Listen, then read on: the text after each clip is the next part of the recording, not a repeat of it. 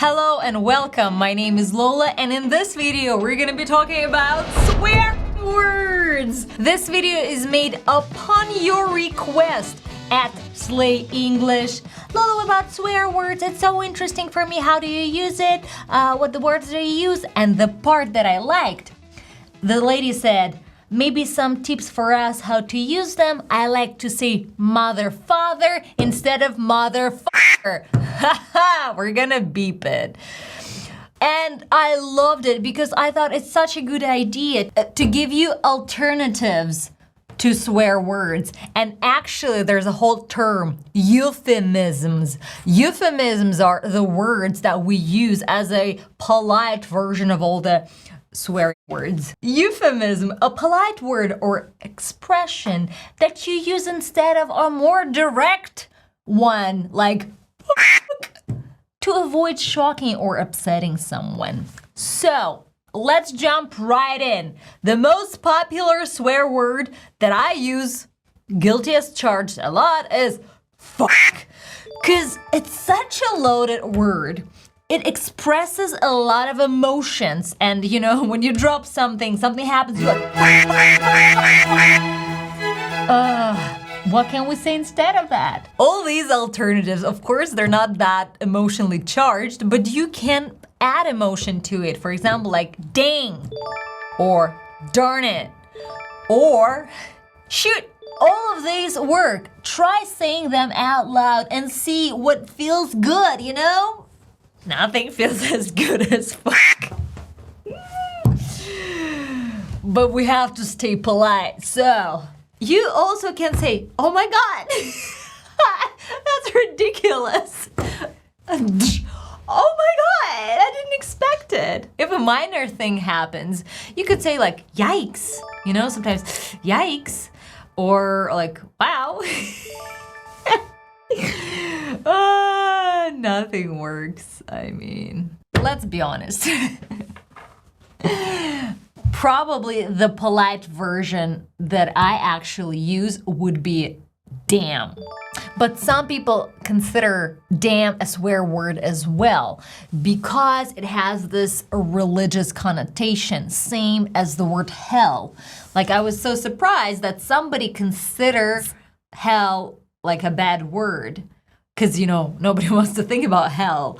And for example, instead of saying fuck yeah or fuck no, I would say hell yeah or hell no. And in my opinion, because I'm not a religious person, I believe in something. I felt the need to explain. I'm a spiritual but not religious. It has nothing to do with this video. Anyways, I think it's okay to say like hell yeah or hell no instead of saying fuck yeah, fuck no. You know? It's actually easier to substitute an adjective. For example, that's hard easily could be substituted, and I use it a lot, with the word freaking. They even pronounce the same, you know? That's freaking hard, or that's freaking awesome. You know, it's almost like that freaking awesome. In my opinion, freaking even sounds better. The only difference, it has American R in it, and if you're struggling with that one, go join our pronunciation challenge. Unexpected ad. So the next one would be bitch, or another bad derogatory term is a cunt. I think it's a very British one. Like, I have a British friend who's like, she's such a cunt. It's like so funny, but it's so bad. The word cunt is bad. Don't ever use it unless you use this sound that beeps it. Cunt, cunt. I can say it all day long. So instead of saying bitch, you could say she's a mean person. The substitutes, they don't work. She's such a mean person. Oh, I mean, guys, if we want to stay polite, like let's say we're in the circumstance where we can't afford ourselves to swear. We can't afford swearing. So we would say, she's a mean girl, or she's such a rude person. That's a good one. You know, she's a rude person. You know, it was rude. And to your friend at home, you're like, she was such a bitch. So, you know, it's not like it's very bad to use swear words. When I came to the United States, my method acting teacher, she was a very sweet, very old lady, about 72 years old. And she, during the class, she would swear, she would say like, oh, that's fucking hard. Or like, you know, fuck that, haha. And I was like, because in my opinion, I thought that was such a heavy word, like a cunt. But she didn't feel this way. And people swear a lot in music, in songs. If we're talking about censored content, of course we will try to avoid it. And that's why I think it's nice to know how to say some alternatives and what are the other ways to express your emotions in this particular situation. So you could say, yeah, she's a mean person. She's a rude person. Oh, that was rude. You know, don't be rude. Don't be mean. Don't be a bitch. And actually, another good bad word, which you could use freely, is a jerk. And you could say about her, she's a jerk. You know, she's such a jerk.